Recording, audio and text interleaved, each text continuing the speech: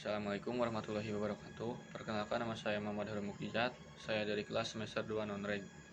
Di sini saya akan mereview kembali mata kuliah hukum pidana dosen Profesor Dr. Hajah Heni Nuraini SHMH beserta asisten dosen Bapak Dr. Emrendi Arid Hayadi SHMH, yaitu pertemuan ke-14 materi tentang alasan penghapus pidana bagian ketiga. Alasan penghapus pidana ini adalah alasan yang memungkinkan seseorang yang telah melakukan tindak pidana, tetapi kemudian dia tidak dikenakan sanksi pidana. Kenapa? Yang pertama, karena perbuatan yang dilakukannya tidak memenuhi rumusan LEG. Yang kedua, orang tersebut tidak dapat dipertanggungjawabkan. Karena itu, alasan-alasan penghapus pidana ini dapat terjadi karena pertama, tidak adanya perbuatan melawan hukum atau tidak ada perbuatan yang bersifat melawan hukum. Yang kedua adalah tidak adanya kesalahan. Atas dasar itulah kemudian ilmu hukum pidana membedakan alasan dalam dua bagian besar, yaitu alasan pembenar dan alasan pemaaf. Alasan pembenar adalah alasan yang meniadakan sifat melawan hukumnya, artinya perbuatan yang dilakukan oleh pelaku itu bukan dibenarkan, tetapi perbuatan seolah-olah dibenarkan, sehingga tidak masuk dalam ajaran melawan hukum. Alasan ini kemudian dibenarkan. Terbagi menjadi 4 bagian. Alasan pembenar umum. Yang pertama, daya paksa atau permach, diatur dalam pasal 48. Lalu bela paksa dalam pasal 49. Lalu melaksanakan perintah jabatan dalam pasal 51 dan melaksanakan perintah undang-undang dalam pasal 50. Alasan pembenar khusus adalah terdiri dari dokter dan para saksi atau para wasit yang menghadiri perkelahian tanding. Kita tahu perkelahian tanding ini tidak boleh karena sudah dihapus oleh undang-undang. Tetapi kalau perkelahian tanding itu dengan dasar alasan untuk olahraga atau diperbolehkan, asas yang menyimpang namanya pollut in julia. Artinya pertandingan atau perang tanding perkelahian diperbolehkan asal ada wasit atau saksi dan ada dokternya. Ini bisa terjadi di dalam pertandingan yang seolah-olah seperti perkelahian tetapi dalam kategori olahraga. Berikutnya, pencemaran demi kepentingan umum karena terpaksa pencemaran atau penistaan itu diatur dalam pasal 310 dalam seterusnya. Ini masuk dalam delik aduan. Orang bisa dibenarkan dia melakukan penistaan atau memang itu untuk kepentingan umum. Kalau untuk kepentingan pribadi tidak boleh. Apa yang dimaksud kepentingan umum? Contoh. Yang pertama, seorang jurnalis menceritakan atau memberikan mengenai satu kronologis yang menyangkut hak privasi seseorang. Itu tidak berarti dia mencemarkan nama baik atau dia menista atau memfitnah, tetapi itu dalam kepastian dia memberi informasi publik kepada seseorang. Dan contoh yang kedua, seorang pejabat diduga melakukan korupsi kemudian ditangkap oleh KPK, kemudian diberikan di berbagai macam media berita. Itu adalah pencemaran demi kepentingan umum. Dan contoh yang ketiga, dihina dengan putusan hakim. Nah, yang seperti itu. Yang seperti apa? Ada seseorang pelaku kemudian dijatuhi vonis oleh hakim selama 2 tahun penjara. Tidak berarti bahwa hakim itu sudah menghina yang bersangkutan dengan menjatuhkan vonis, tetapi vonis itu dijatuhkan demi untuk menegakkan keadilan dalam kebenaran. Kemudian alasan pembenar ini juga ada yang diatur di luar undang-undang. Kalau yang tadi sebelumnya diatur dalam undang-undang. Kasus yang diatur di luar undang-undang. Yang pertama, ajaran melakukan hukum dalam fungsi yang negatif atau arest dokter hewan. Apa itu arest dokter hewan? Ini alasan pembenar di luar undang-undang. Yang kedua, kewenangan jabatan. Contoh 1, ada seorang apoteker atau seorang penyelidik ilmiah. Misal seorang apoteker, dia memberikan obat berdasarkan resep dari dokter di mana obatnya itu mengandung narkotika atau hapsah. Artinya dokter itu tidak melakukan perbuatan melawan hukum undang-undang narkotika karena dia dalam rangka memberikan itu sesuai dengan resep untuk mengobati atau kesehatan. Contoh 2, penyelidikan ilmiah. Seorang calon mahasiswa kedokteran melakukan pembedahan mayat. Dia ingin tahu bagaimana jantung di mana, ginjal di mana. Ketika mayat itu dibedah, tidak berarti dia merusak organ tubuh atau mayat itu adalah alasan pembenar di luar undang-undang. Hukuman disiplin, misalnya yang diterapkan oleh orang tua terhadap anak. Di dalam Undang-Undang Perlindungan Anak, dikatakan bahwa setiap anak itu harus melindungi, tetapi kalau orang tua misalnya mencubit dalam kapasitas dia mendidik supaya anaknya tidak nakal, itu dibenarkan oleh hukum. Karena dalam rangka mendidik Oleh karena itu tidak bisa si anak itu melaporkan kepada penyidik bahwa dia sudah dianiaya oleh orang tuanya. Lalu alasan pemaaf. Ada dua alasan pemaaf. Yang pertama alasan pemaaf umum.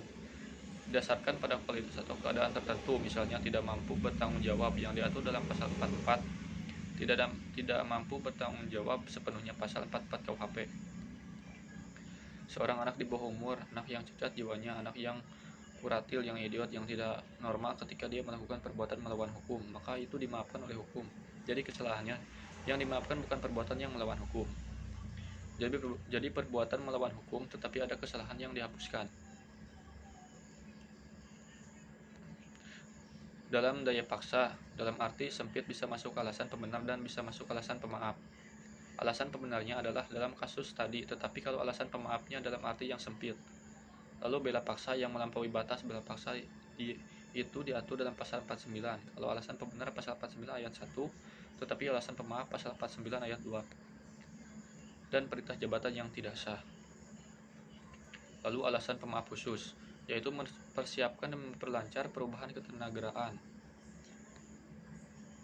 Yang pertama, mempersiapkan dan memperlancar perubahan ketatanegaraan ketika orang mau melakukan kampanye. Tips sukses melakukan persiapan kampanye tidak berarti dalam kapasitas dia subversi, tetapi dalam rangka untuk mempersiapkan dan memperlancar perubahan ketatanegaraan dalam rangka pilkada, pilpres, dan sebagainya.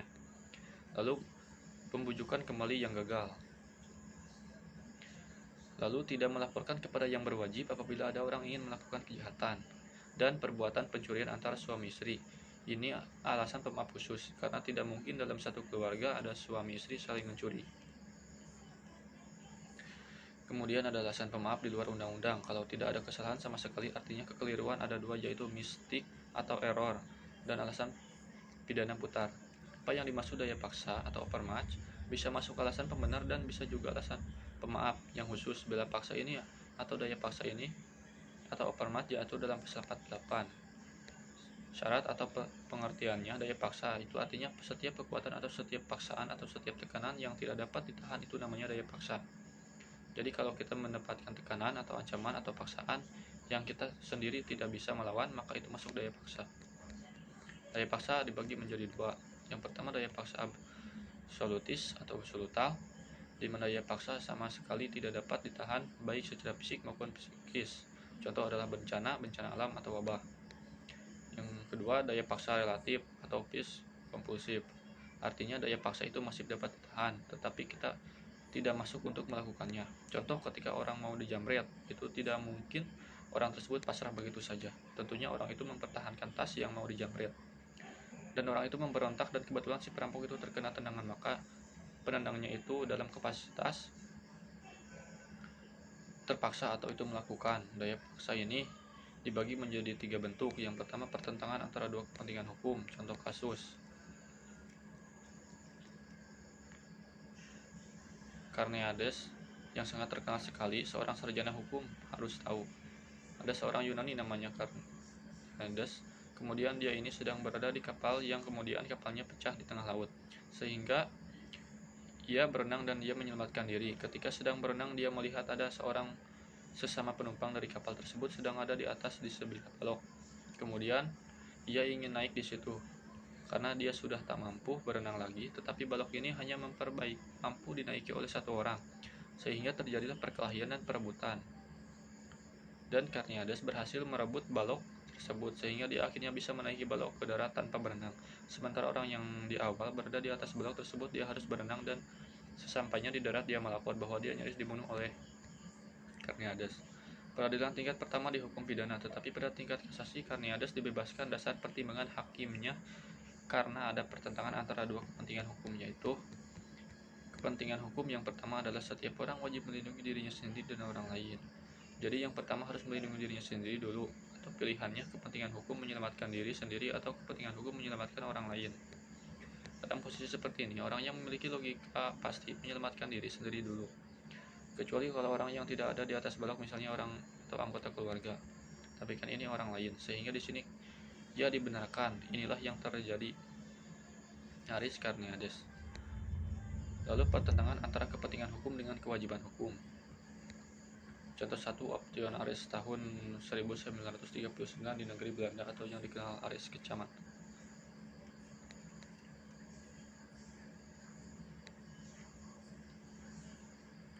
Lalu pertentangan antara dua kewajiban hukum. Contoh kasus, seorang dipanggil untuk menjadi saksi di dua pengadilan dalam waktu yang bersamaan.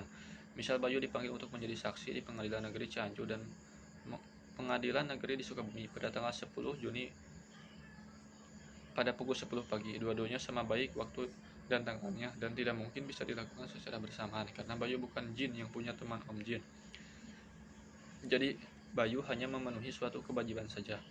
Dan timbullah pertentangan antara dua kewajiban hukum. Contoh 2, mahasiswa yang bekerja sambil kuliah. Pada saat pekan ujian UAS, tiba-tiba ia mendapat tugas dari kantor harus mengikuti diklat atau suatu kegiatan. Di satu sisi sebagai mahasiswa dia wajib mengikuti peraturan kampus yaitu ujian, di satu sisi karena dia sebagai karyawan dia wajib mengikuti peraturan dari kantor yaitu ikut diklat atau ikut suatu kegiatan. Disinilah pertentangan antara dua kewajiban. Jadi daya paksa syaratnya harus 3, jadi tidak bisa seperti contoh, Bu, maaf saya kesiangan, terpaksa Bu macet di jalan. Dan ini bukan terpaksa namanya. Daya paksa itu ada 3. Yang pertama, pertentangan antara dua kepentingan hukum, lalu pertentangan antara kewajiban dan kepentingan hukum, dan pertentangan antara dua kewajiban hukum. Bagaimana dengan bela paksa? Diatur dalam pasal 48 ayat 1 dan pasal 49 ayat 1, itu pembela bela paksa yang biasa. Tetapi dalam pasal 49 ayat 1, pembela diri yang melampaui batas, bela paksa atau no dual excess, di mana bela paksa yang melampaui batas ini adalah syaratnya kita harus ada perasaan yang marah, emosi memuncak. Contohnya, kalau ada seorang gadis mau diperkosa, apakah itu diperkosa oleh artis atau bintang terkenal, tidak ada yang pasrah, pasti dia akan melawan. Kemudian ketika dia melawan, dia menemukan pisau, ditusuklah pelaku tersebut sehingga orang pemerkosa itu meninggal. Nah, itu namanya bela paksa, artinya ada keadaan jiwa yang meledak, emosi yang memuncak. Selanjutnya, alasan melaksanakan perintah undang-undang ini diatur dalam pasal 50. Kenapa melaksanakan perintah undang-undang masuk alasan pembenar? Karena perbuatan itu memang diatur dalam undang-undang. Ketika pelaku melakukan perbuatan itu, maka dibenarkan oleh undang-undang. Contoh, ketika seorang anggota ragu tembak melakukan eksekusi hukum mati kepada pidana, ketika dia menembak itu tidak dikenakan melakukan pembunuhan yang telah direncanakan karena dalam pasal 340 KUHP dibenarkan oleh undang-undang, dinyatakan bahwa eksekusi hukum mati dilakukan oleh anggota ragu tembak, sehingga perbuatan tersebut anggota ragu tembak dianggap masuk akal. Lalu melaksanakan perintah jabatan. Perintah ini adalah perintah jabatan yang sah yang diatur dalam pasal 51 ayat 6. Apa yang dimaksud itu kalau ada antara yang diperintah dengan yang memerintah ini memiliki hubungan kerja, dan hubungan kerja itu harus antara atasan dan bawahan, dan antara pimpinan dan staf, atau antara majikan dan pembantu. Sepanjang itu berhubungan dengan lingkup pekerjaan sesuai dengan standar operasional atau SOP pekerjaan. Jadi kalau pimpinan melaksanakan atau minta stafnya atau bawahannya untuk melaksanakan satu pekerjaan yang sesuai dengan SOP, maka itu artinya masuk perintah jabatan.